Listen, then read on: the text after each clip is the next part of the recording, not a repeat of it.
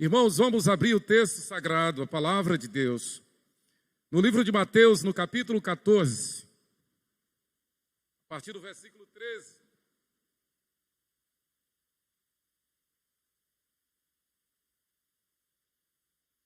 Mateus, obrigado André, super eficiente. Mateus capítulo 14, os versículos de 13 a 21, a primeira multiplicação dos pães. Mateus 14, do 13 ao 21. Vamos ler juntos, irmãos, todos a uma só voz. Jesus, ouvindo isto, retirou-se dali num barco para um lugar deserto à parte. Sabendo as multidões, vieram da cidade, seguindo-o por terra.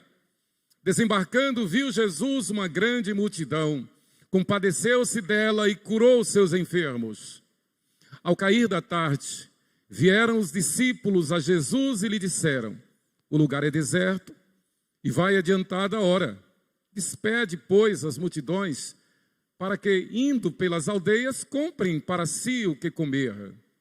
Jesus, porém, lhes disse: não precisam retirar-se, dá-lhes vós mesmos de comer.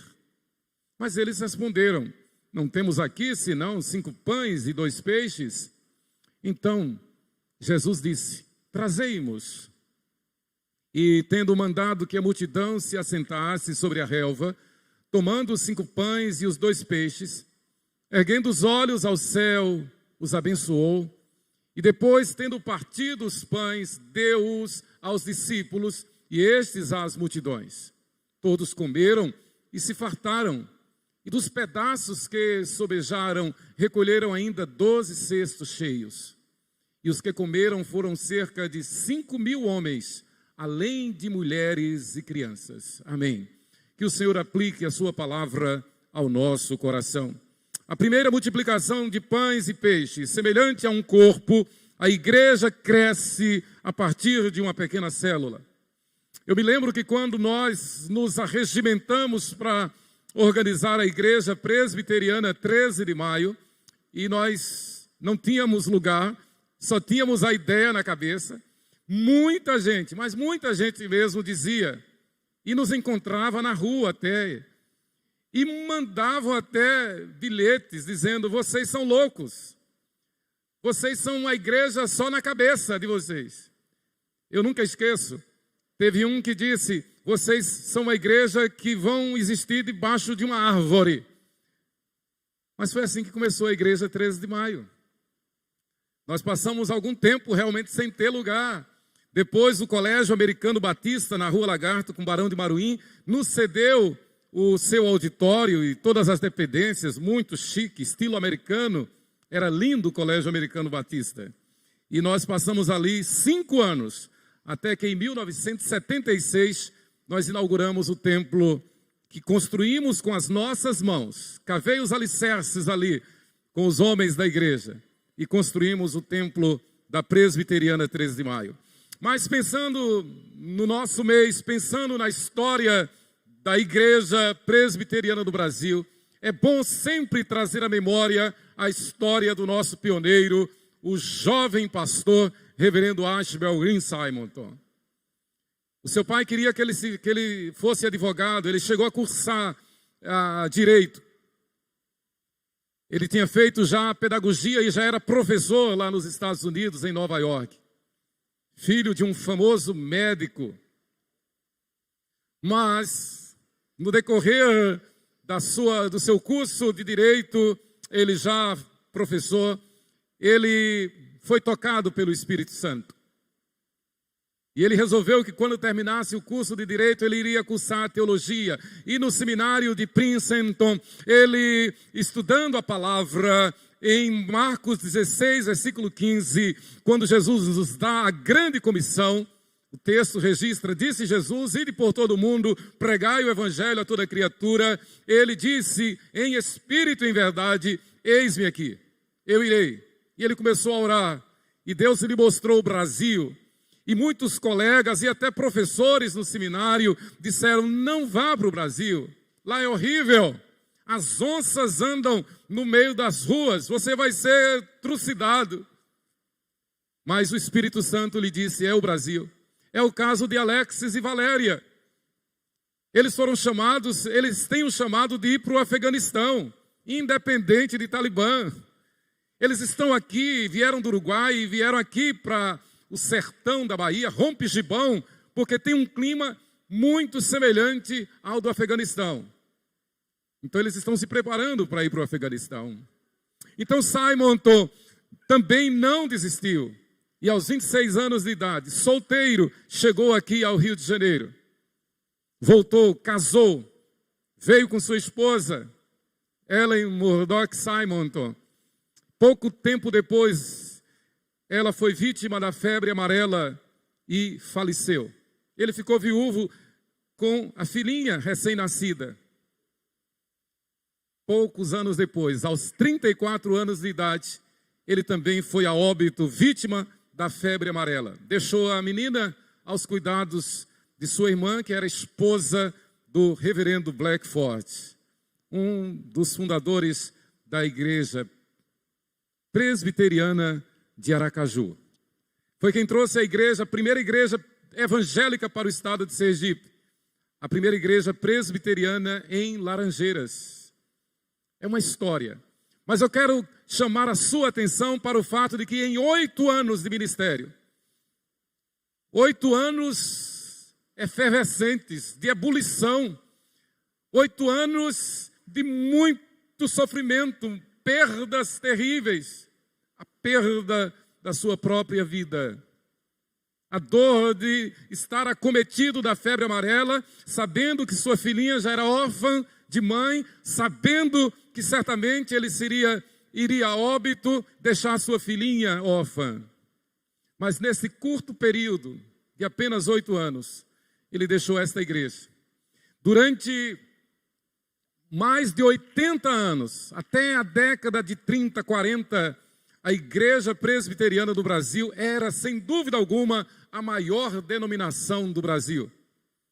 Fez escola em todos os sentidos. A Universidade Presbiteriana Mackenzie é fruto deste curto ministério de apenas 8 anos. Ele fundou a escola presbiteriana, a escola americana em São Paulo, que se tornou a Universidade Presbiteriana Mackenzie. Queridos, a multiplicação de pães e peixe é um dos milagres sobre a natureza feitos por Jesus. Interessante que é o único milagre relatado pelos 4 evangelistas. Há uma conotação especial, extraordinária, sobre a multiplicação de pães. Depois Jesus, numa segunda vez, voltou a multiplicar pães. Mas o primeiro milagre é relatado pelos 4 evangelistas. Cronologicamente, em Mateus capítulo 14, versículo 13, Mateus, o evangelista, ele segue imediatamente a Mateus 14, versículos 1 e 2. Acompanhe-me, por favor. Mateus 14, versículos 1 e 2. O versículo 13 é a continuidade dos versículos 1 e 2. Por aquele tempo ouviu o tetrarca Herodes a fama de Jesus e disse aos que o serviam: este é João Batista, ele ressuscitou dos mortos e por isso nele operam forças miraculosas. Jesus, versículo 13, Jesus ouvindo isso, então a questão em Jesus se retira não por haver sabido da notícia da morte de João Batista, ele já sabia, mas pelo fato de que Herodes imaginara ser Jesus uma ressuscitação de João Batista. É João Batista que voltou. Então Jesus, ouvindo isto, retirou-se dali num barco para um lugar deserto à parte. Sabendo as multidões, vieram da cidade, seguindo-o por terra. Jesus vai de barco atravessando o mar e as multidões, claro, imagine, só de homens 5.000 e as mulheres e as crianças, e eles foram a pé, circundando o mar da Galileia para encontrar Jesus do outro lado. Queridos, um parênteses. Jesus nos chamou para sermos suas testemunhas, seus imitadores. Como nós cantamos há pouco, somos seus pés, somos suas mãos. Assim como Ele curou e abençoou, Ele nos deu esta delegação, Ele nos deu esta autoridade de irmos abençoando, pregando o evangelho, curando enfermos, e se necessário, e conforme a sua graça. As multidões vão atrás de Jesus. Quando Jesus desembarcou na costa nordeste do lago, perto de Betsaida, Júlia, viu que a multidão procedente de Cafarnaum e outras cidades tinham ido ali adiante dele. As multidões foram atrás dele. Certamente Jesus, como sempre fazia, procurou, diante dessa notícia de Herodes, de que Herodes imaginara ser ele uma ressuscitação do João Batista, Jesus procura retirar-se para estar em oração. Mas as multidões vão à procura de Jesus. Queridos, não percamos de mente que como igreja nós somos as testemunhas de Jesus. Nós somos os embaixadores de Jesus. E é como o pastor Lucas falou há pouco, nós fazemos missões não apenas no mês de agosto. O mês de agosto é simbólico, porque é o aniversário da igreja. Mas todos os meses, todos os dias, no colégio, no trabalho, no transporte, no lazer, onde quer que estejamos, devemos estar conscientes de que somos as mãos, os braços, os pés, a boca de Jesus. Somos seus embaixadores. Essa tarefa ele confiou a nós. Interessante que a Bíblia diz que os anjos anelaram, desejaram esta missão, mas ele não deu aos anjos, ele deu à igreja. Vimos agora que novos candidatos a tornar-se membros da igreja. E a missão que Deus dá aos membros da igreja, e eles estão se preparando para isto, para serem testemunhas, pregadores do evangelho, para que por intermédio desses queridos irmãos, outros venham para a igreja, para a glória de Deus. Porque a igreja é uma família, é o corpo de Cristo. Jesus então, cheio de compaixão por aquela multidão faminta e confusa, imagine, quase 10 mil pessoas, porque só de homens 5 mil, cerca de 5 mil. E o texto é muito claro, e as mulheres e as crianças. Então, no mínimo, 10 mil pessoas. Imagine.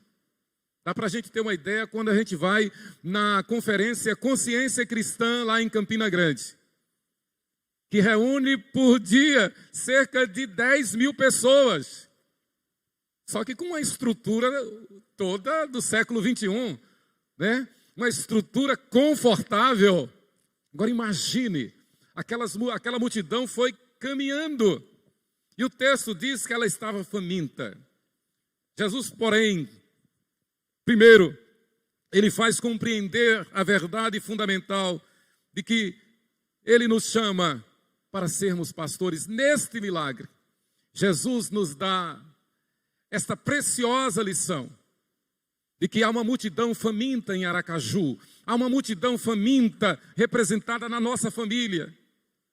Pense em algo que deve nos preocupar, saber que temos familiares que não estão no caminho da salvação, saber que temos familiares que estão caminhando a passos largos para o inferno, saber que temos familiares que estão servindo a ídolos, que não conhecem a Jesus, que não têm alegria da salvação.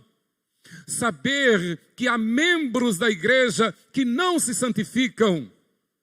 Saber que há membros da igreja que não se humilham sob a poderosa mão de Deus.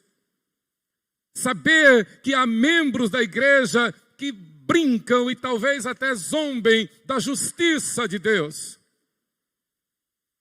Que façam vistas grossas diante do juízo de Deus. Deus é o juiz, a igreja é santa, a igreja é a menina dos seus olhos, a igreja não é um lugar para criticar, a igreja não é um lugar onde este ou aquele veio para palpitar, a igreja é o corpo vivo de Cristo, e a igreja é formada por servos, apenas servos e nada mais.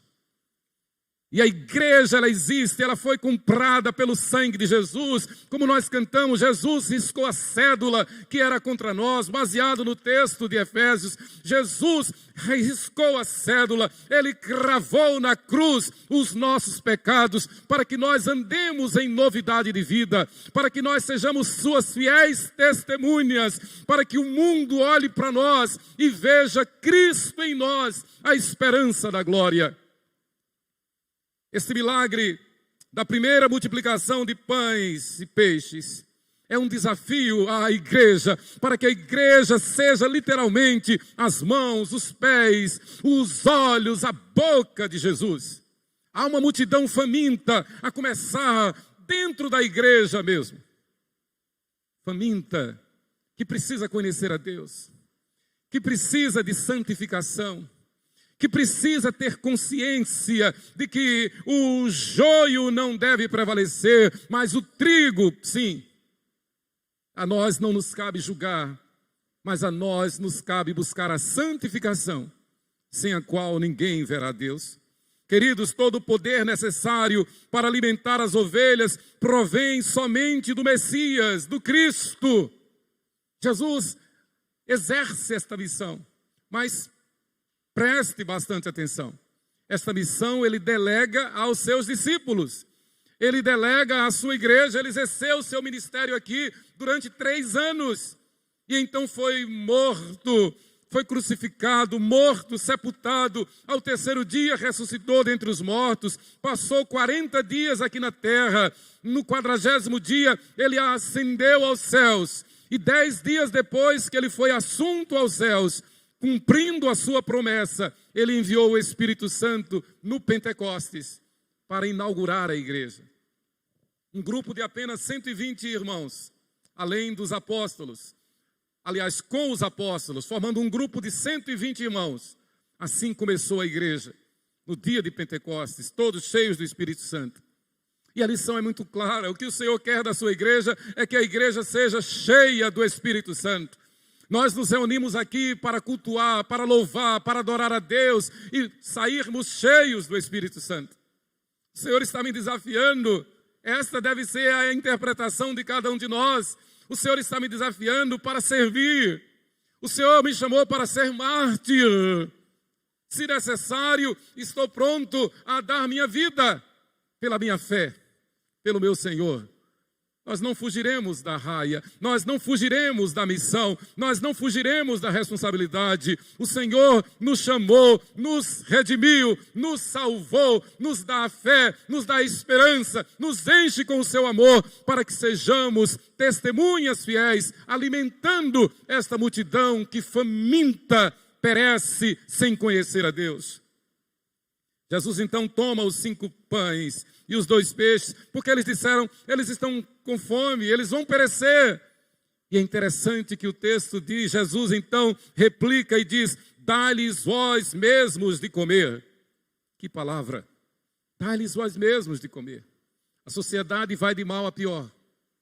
A degradação moral, a degenerescência moral, a anarquia prevalecendo.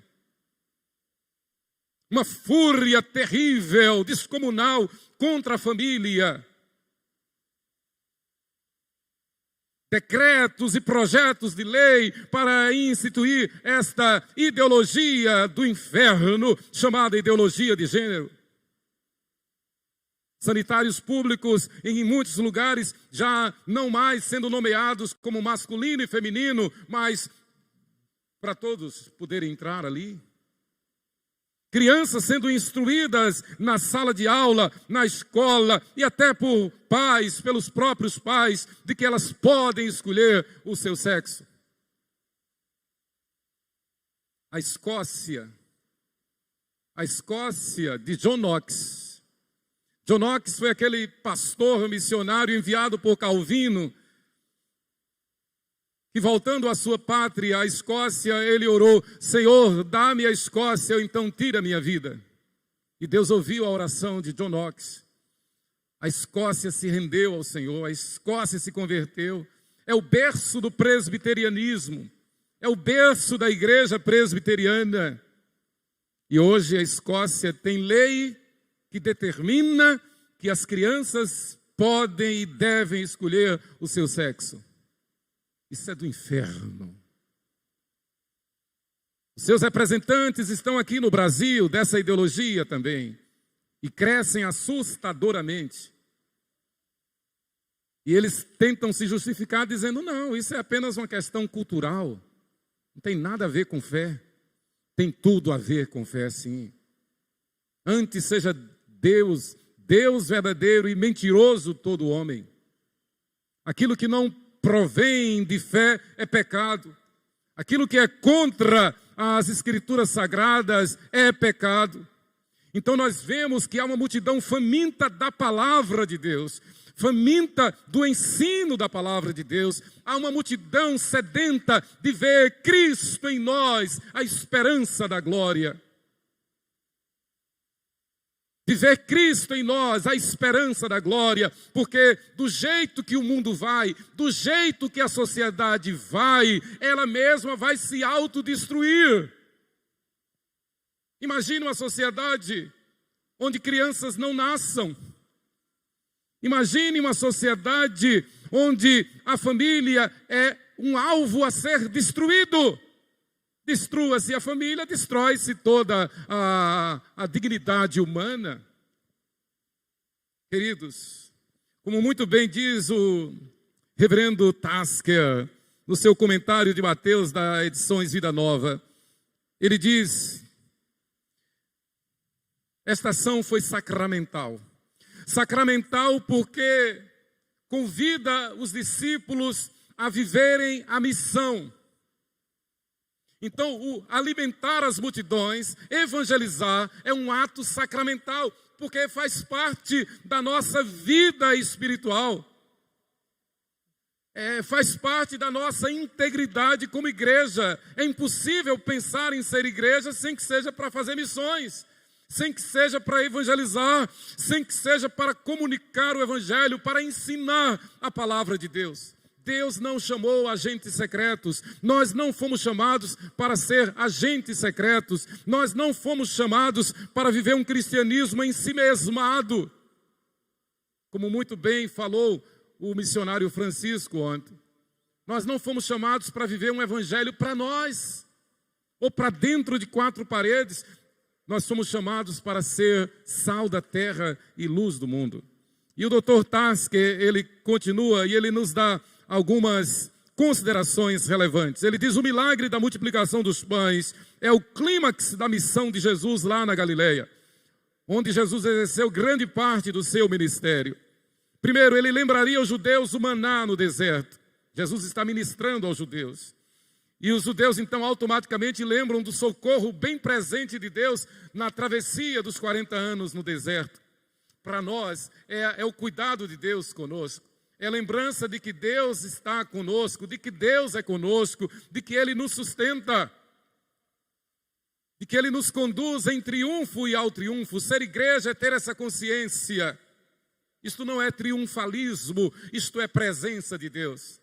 Isto não é triunfalismo, isto é a consciência de que, se necessário for, nós daremos a nossa vida pela nossa fé. Nós daremos a nossa vida por amor ao Senhor Jesus Cristo.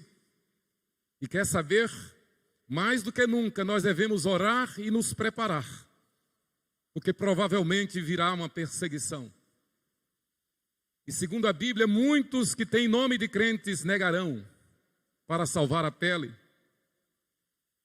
E a Bíblia nos exorta a que nós nos preparemos, para que nós não neguemos a fé.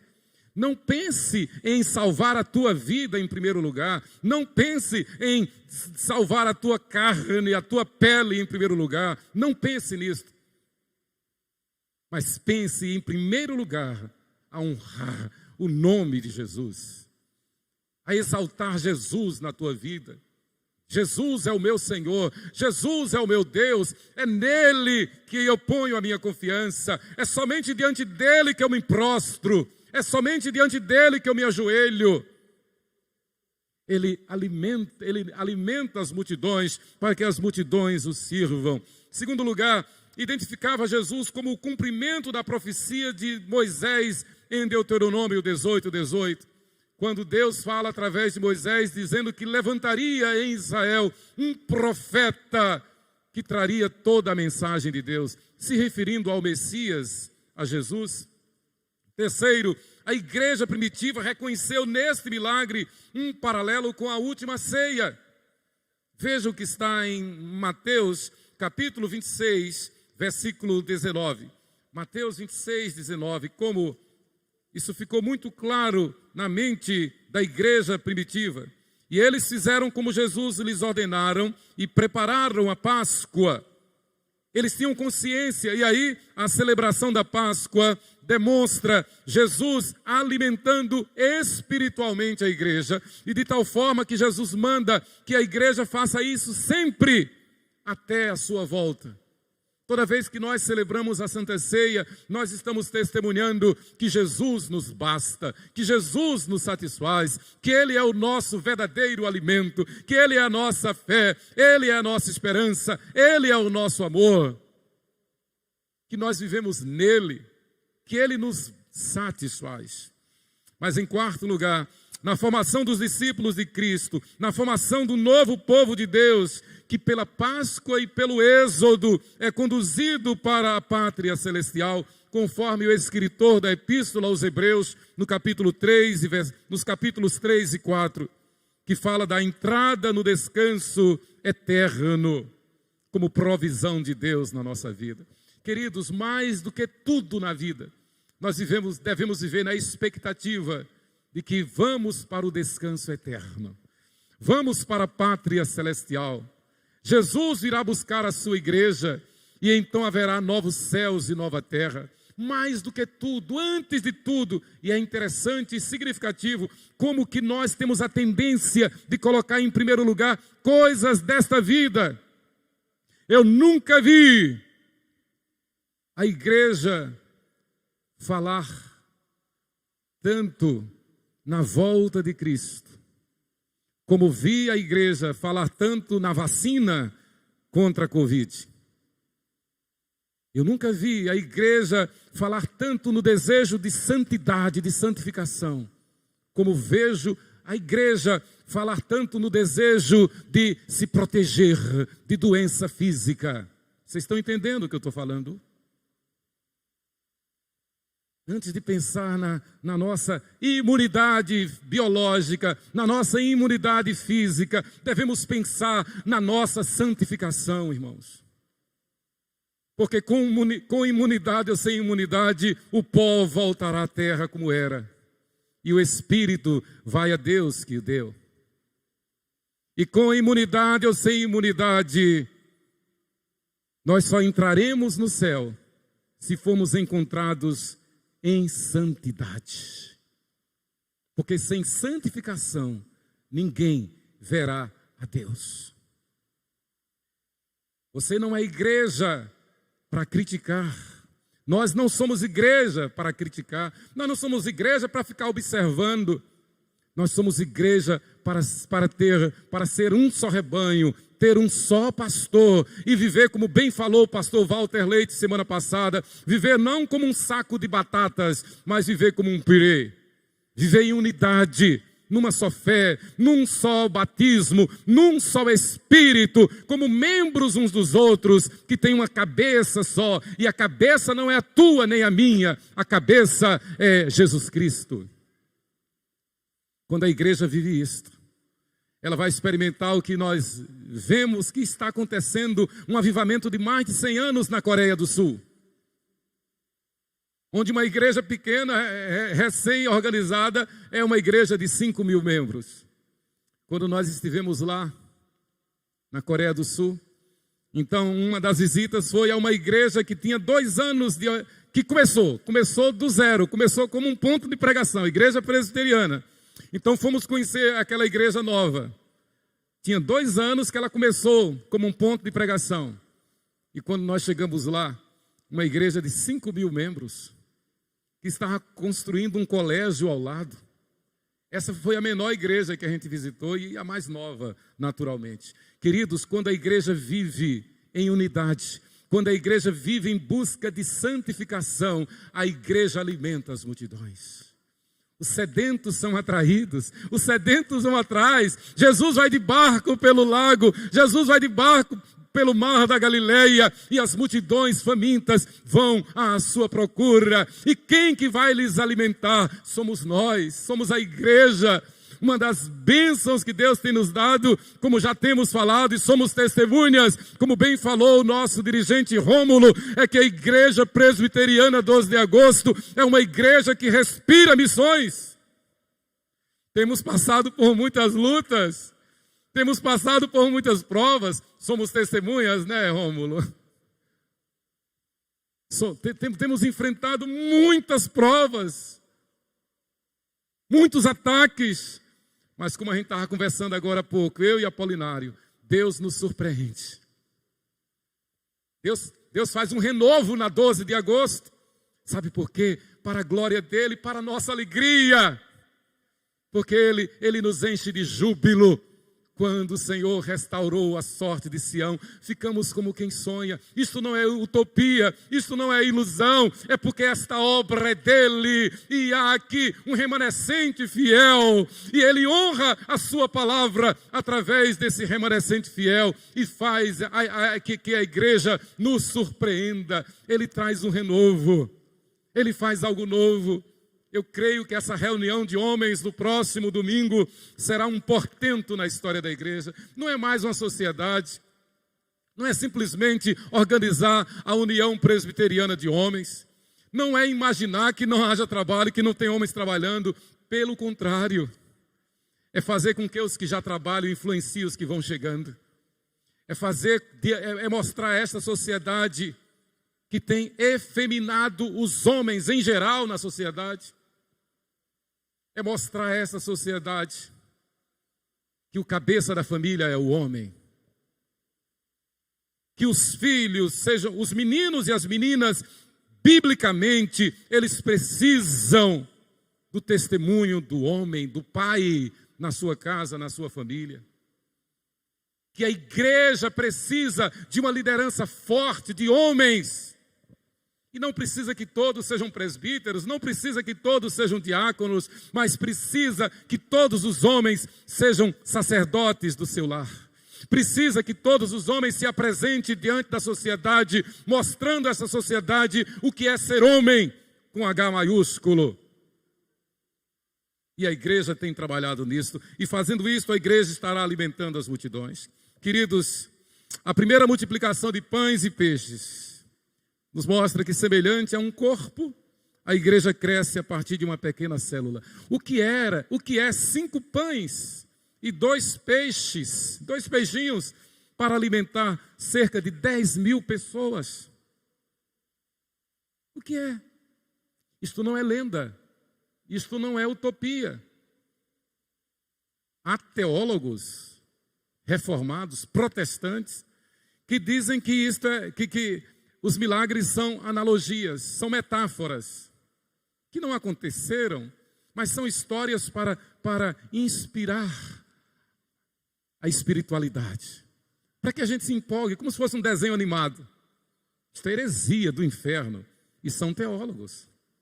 A Alemanha, que é o berço da reforma, a Alemanha de Martinho Lutero, a Alemanha que é onde mais se faz teologia, a Alemanha está eivada, está cheia dessas heresias. O liberalismo, que diz que os milagres da Bíblia não são milagres, não aconteceram, mas é apenas uma ilustração, apenas uma analogia. Não, o milagre aconteceu, eram 5 pães e 2 peixes. E daqueles 5 pães e 2 peixes, Jesus os multiplicou e alimentou cerca de 10.000 pessoas. Isso é para nós termos a ideia, irmãos, de que, independente de nós, o Senhor faz a igreja crescer. E quem crê, vê a glória de Deus. Nós cremos, né, pastor e presbítero? Nós cremos. E Deus tem mostrado a sua glória e o seu poder na igreja. Quem crê, verá a glória de Deus. Então eu quero deixar algumas aplicações. Em primeiro lugar, nós aprendemos neste milagre a compaixão de Cristo. Igreja é lugar de compaixão. Compaixão é sinônimo de misericórdia. É você colocar o teu coração no sofrimento do outro, na miséria do outro. Irmãos, nós não podemos negar que a maior necessidade de compaixão é exatamente por aqueles que estão caminhando a passos largos para o inferno. Aqueles que estão na idolatria, aqueles que estão seguindo um ídolo, aqueles que estão imaginando que podem ter uma segunda oportunidade depois da morte, no purgatório, ou extrema unção, ou missa de 7º dia, e sei lá o quê. Não tem. Depois da morte segue-se o juízo. Então, se nós amamos o nosso próximo, nós temos que chegar para o nosso próximo e dizer: você precisa receber a Jesus Cristo como teu único Senhor e suficiente Salvador.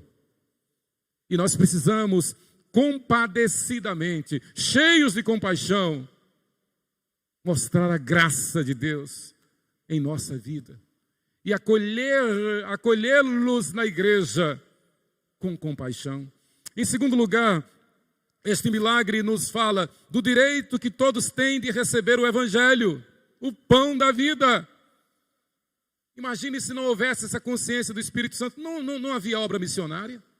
Ronaldo Lidório não teria ido para os Concombas, Marcelo e Claudinha não teria ido lá para os Rúpidas, Hudson Taylor não teria ido para a China, William Carey não seria o pai das missões modernas. Finney Moody não teria feito aquelas conferências evangelísticas nos Estados Unidos que despertaram o jovem Simonton a vir para o Brasil. Não teria havido, não haveria missões. Mas este milagre nos fala que, como conhecendo a palavra, alimentados pela palavra, nós temos o dever de alimentar as multidões que estão famintas. Em terceiro lugar, a gratidão pelo poder e generosidade de Deus. E há um paralelo aqui que Jesus faz com o Salmo 107. E eu gostaria de ler os primeiros versículos do Salmo 107. Salmo 107, de 1 a 3. Rendei graças ao Senhor. Israel cantava isto. Os judeus, na época de Jesus, cantavam este hino. Rendei graças ao Senhor, porque Ele é bom, e a sua misericórdia dura para sempre. Digam-nos os remidos do Senhor, os que Ele resgatou da mão do inimigo, e congregou de entre as terras, do oriente e do ocidente, do norte e do mar, missões.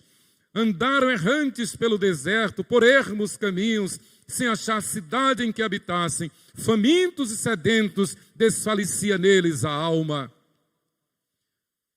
O salmista está se referindo justamente às multidões que caminham sem rumo, sem conhecer a Jesus. E ao mesmo tempo o salmista, neste salmo didático, está exortando a igreja a viver por modo digno do Evangelho, para que as multidões sejam alimentadas. Certamente a igreja vai ouvir, no tempo devido, no tempo certo, o testemunho da conversão de Davi. Davi que está ali, né, Lucas? Que testemunho, que testemunho. Uma coisa de Deus. O que aconteceu com você, Davi, está acontecendo com muitos muçulmanos.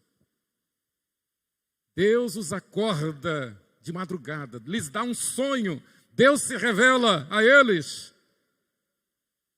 E Ele se apresenta, Jesus se apresenta a eles. E diz: busquem a Bíblia. Leiam a Bíblia, conheçam a mim na Bíblia, e eles vão ler a Bíblia e realmente se entregam a Jesus. Deus fala, Deus liberta. Queridos, em quarto lugar, esse milagre nos fala da cooperação dos discípulos na obra do Senhor. É a cooperação da igreja, é o que nós vimos aqui na Seara Missionária. Era para ser só com os jovens e os adolescentes, mas de repente envolveu a igreja toda. Nós recebemos mensagens de longe, de outros estados, parabenizando. Que coisa linda, que coisa fantástica. Me fale, Emanuel, me fale, como é que se faz um trabalho deste? passar essa missão para o pastor Lucas responder. Presbítero Cláudio, a igreja fazendo escola, que é a missão da igreja, a cooperação da igreja para alimentar os famintos. Jesus deu essa responsabilidade aos apóstolos: dá-lhes vós mesmos de comer, abençoe, não murmure, não reclame, não duvide, a minha graça vos basta. Eu sou o Senhor da igreja. Jesus quem está dizendo. Jesus diz aos apóstolos, como disse Deus quando chamou Abraão: Abraão, anda na minha presença e ser perfeito. E essa missão o Senhor nos dá. Mas aprendemos também sobre a fartura de bênçãos. Andar com Jesus, conhecer Jesus, é ter fartura de bênçãos. Isso não é teologia da prosperidade, isso é teologia do poder de Deus. Jamais vi o justo desamparado, nem a sua descendência mendigar o pão. Não é exagero nenhum dizer, não é utopia dizer, o povo de Deus é o povo mais feliz da terra. Eu quero dizer a você que eu nunca fui a um culto, e eu sou neto de presbiterianos. Eu nunca fui a um culto para sair triste, para reclamar, para murmurar, porque o culto não é para mim, nem é para você, o culto é para Deus. O culto é para Deus. E o culto é sempre também um lugar onde nós somos lapidados, onde nós descemos à casa do oleiro, onde o Senhor nos quebra e nos transforma para sairmos melhores do que como aqui adentramos. Mas em último lugar, este milagre nos fala de economia, de investimento. Não deixar de fazer bom uso de tudo aquilo que Deus nos dá. O texto diz, versículo 20, todos comeram e se fartaram, e dos pedaços que sobejaram, recolheram ainda 12 cestos cheios. E os que comeram foram cerca de 5.000 homens, além de mulheres e crianças. Irmãos, hoje nós não temos, mas amanhã nós poderemos ter o colégio presbiteriano de Aracaju. O Senhor não nos chamou, o Senhor não nos deu a bênção, o Senhor não nos deu a palavra, o Senhor não nos deu a unção do Espírito Santo para nós ficarmos ensimesmados. O Senhor nos chamou para pregarmos o seu evangelho, ensinarmos a sua palavra. O Senhor nos chamou não para a retaguarda, mas para a vanguarda. O Senhor chamou a igreja não para ser tímida. Aliás, os tímidos não entrarão no reino dos céus. O Senhor chamou a igreja para que a igreja transforme este século pela renovação da sua mente. Para que a igreja pregue todo o decreto de Deus. Para que a igreja ensine a verdade. Para que não aconteça o que acontece normalmente. Hoje conversando com o pai e a mãe, falando da criancinha num colégio, os pais da nossa igreja, e a criancinha chegou do colégio, um dia desses, e disse, papai, mamãe, deixa eu rezar para Ave Maria. Criança da nossa igreja, do departamento infantil, os pais presbiterianos, mas ela falou que houve lá no colégio, aprendendo lá no colégio secular, a rezar para a Ave Maria. Quando os pais me contaram isso, eu procurei um lugar para me encostar, porque dói. Mas por outro lado é um desafio. E eu dou glória a Deus porque os pais me contaram isso. Porque quem tem que ensinar é a igreja fiel. Nós não temos autoridade nenhuma, nós não teríamos autoridade nenhuma de reclamar da iniquidade se nós não fizermos o nosso papel. Não teremos. Então Deus está nos chamando para nós termos o colégio presbiteriano de Aracaju, uma escola confessional. Como eu tenho dito, um verdadeiro homeschooling, porque os pais terão a consciência tranquila de que no colégio presbiteriano de Aracaju, os seus filhos estarão aprendendo como se fosse em casa, do jeito que vocês querem ensinar os seus filhos, à luz da palavra de Deus. Isso é economia, além do investimento.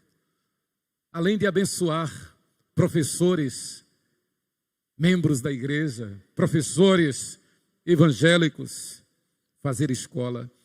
Queridos, Jesus tomou aquela pequena provisão, 5 pães e 2 peixes, e alimentou aquela multidão de cerca de 10.000 pessoas. E eu quero concluir citando o testemunho de 2 casais de missionários, John Bertstan e Mary Andrews, e Dr.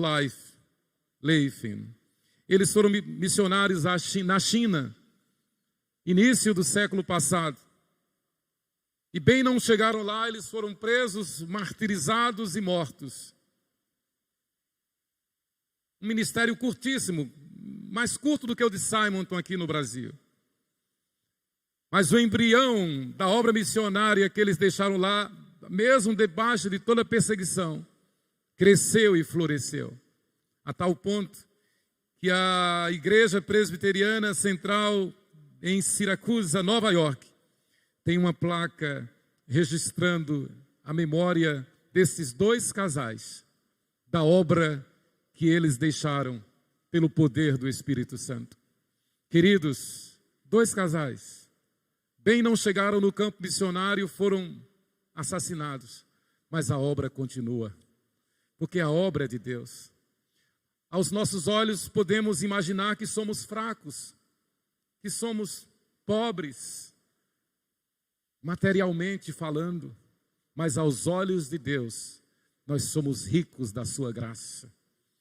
Aos nossos olhos, nós podemos imaginar que não temos condições, mas aos olhos de Deus, eu posso crer que não apenas esse espaço que já temos será transformado num colégio, como nós poderemos comprar essas casas adjacentes e essa quadra e termos o grande colégio presbiteriano de Aracaju, até que Jesus volte.